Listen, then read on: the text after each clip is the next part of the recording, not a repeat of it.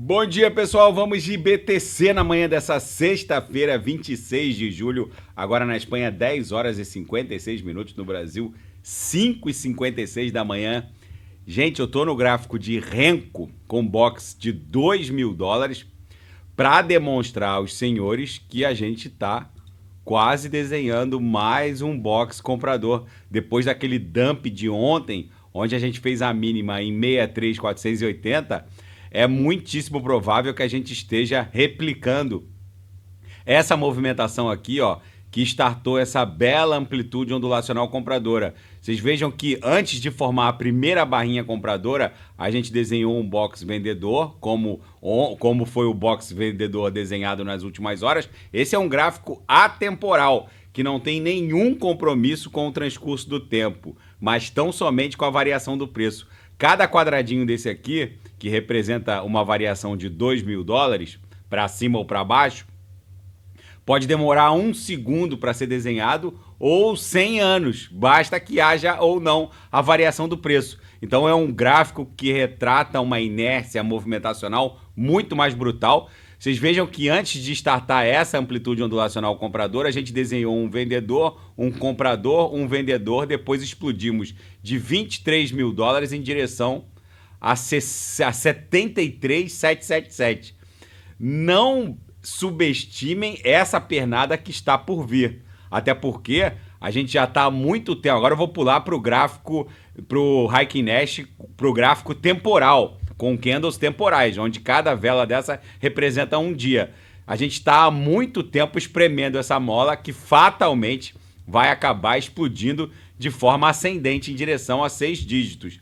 Aqui no gráfico de 5 minutos a gente consegue visualizar a maldade da BTC. Ontem a gente vazou para baixo da cunha e agora, há poucos minutos atrás, a gente acabou rompendo de forma ascendente essa LTB que estava linkando todos esses topos descendentes. Então é um movimento que está liquidando os alavancados nos dois sentidos. No sentido long, quando perdeu a base da cunha, e também no sentido short. Muita gente boa abriu short. Não adianta mentir ou se esconder, porque eu recebi uma tonelada de mensagem de gente abrindo short e que acabou sendo liquidado. Eu volto a insistir, não é preciso alavancar nesse mercado para obter ganhos obscenos, ganhos indecentes.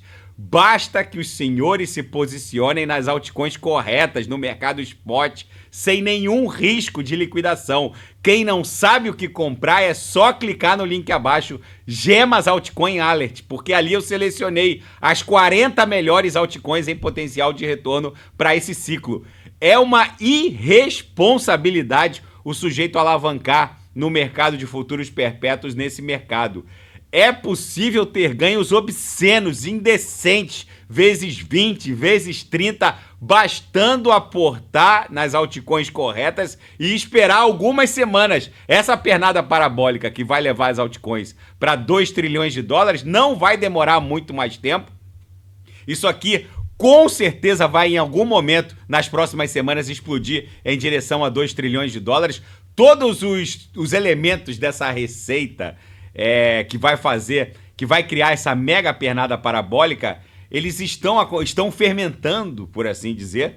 Muita gente acha que o bull run desse ciclo não vai acontecer, ou que a máxima de todos os tempos desse ciclo eventualmente já tenha se desenhado lá em 73.777. Esse é o primeiro elemento dessa receita, mas isso com certeza acaba despressionando a quantidade de alavancados no sentido longo, no sentido comprador, justamente porque se tiver muita gente alavancando no sentido comprador, o mercado fica pesado também, tem que liquidar essa galera para o mercado subir.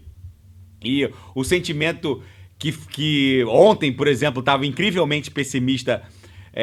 Muitos não acreditavam mais que um bull run iria acontecer.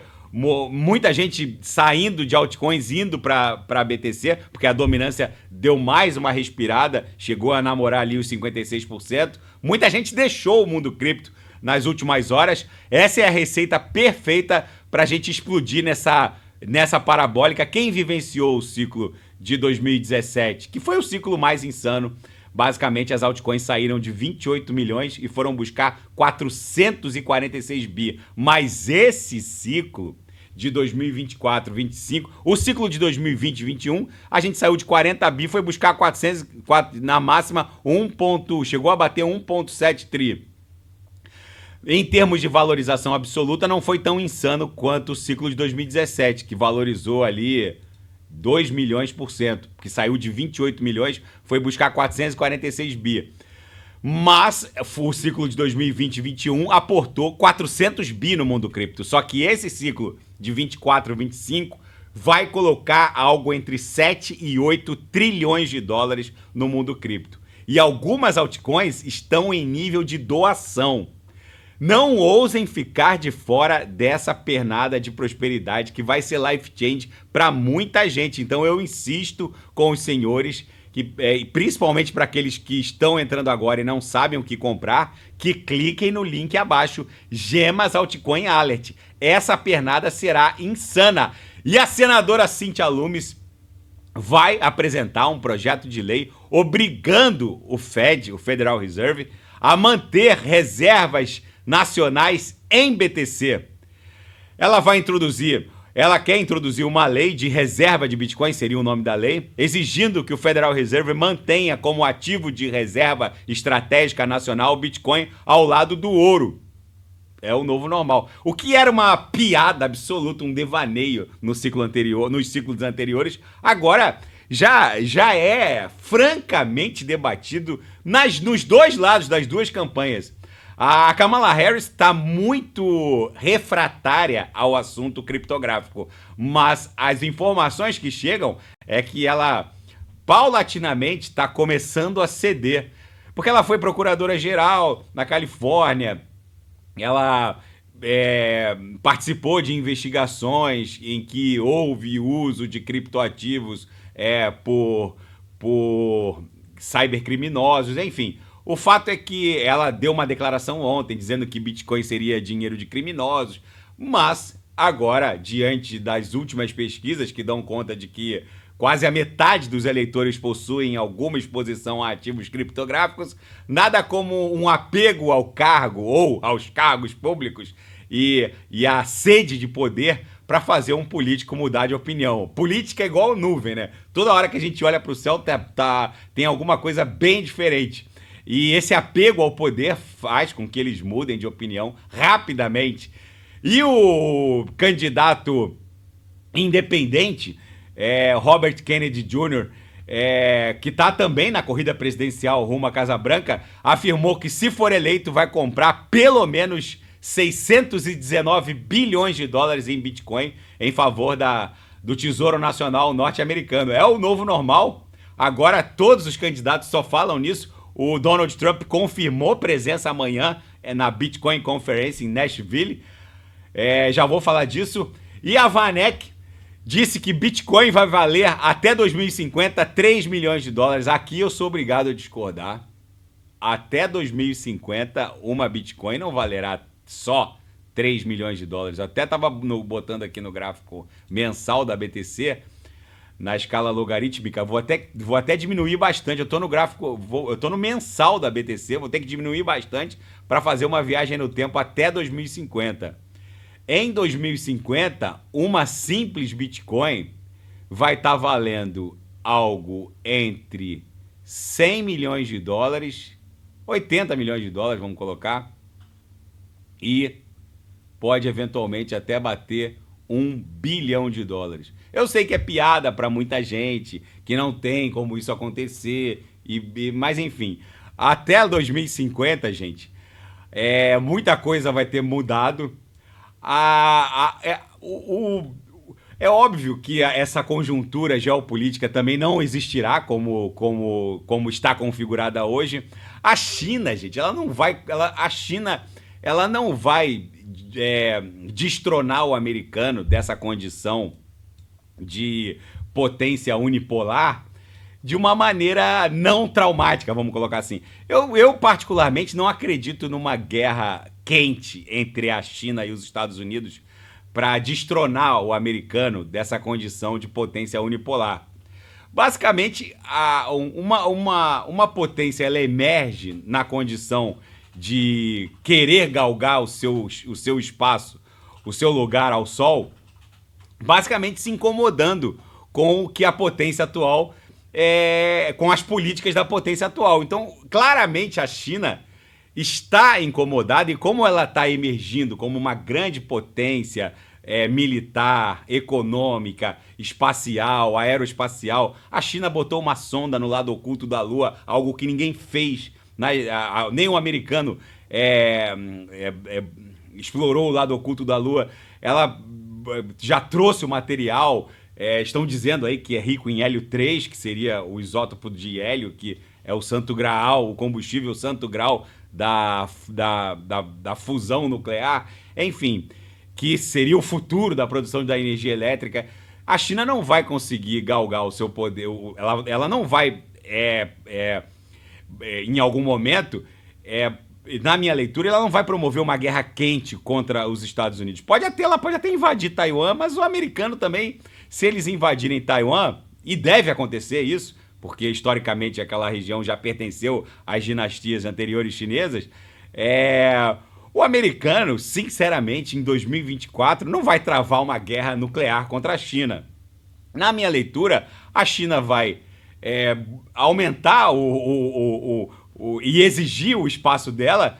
O americano tem problemas seríssimos internos e também externos. É nítido que existe uma crise de liderança. Depois que o americano promoveu aquele desembarque atabalhoado do Afeganistão, ali foi um divisor de águas. Existe uma crise de confiança no apoio militar americano, principalmente por parte dos europeus, ainda mais agora o Trump ameaçando esvaziar a OTAN. Paulatinamente, até 2050, a China com certeza será uma potência que vai talvez ou bipolarizar o mundo com os Estados Unidos, ou eventualmente até ascender como a líder de um grande bloco de países que talvez sigam a linha dos BRICS e mude totalmente essa configuração geopolítica e macroeconômica do planeta. Então não tem exatamente como saber como o mundo estará do ponto de vista geopolítico, mas provavelmente com os americanos numa condição, numa cápsula de minúcio em relação à sua condição atual. Não dá para saber exatamente como será a configuração geopolítica, mas com certeza o dólar norte-americano também estará ligeiramente destronado. A BTC facilmente, até 2050, vai estar valendo mais de 100 milhões de dólares. Mas aí fica para análise de cada um, porque tem um caráter altamente subjetivo também em análises de longo prazo como essa, porque muita coisa pode e vai acontecer.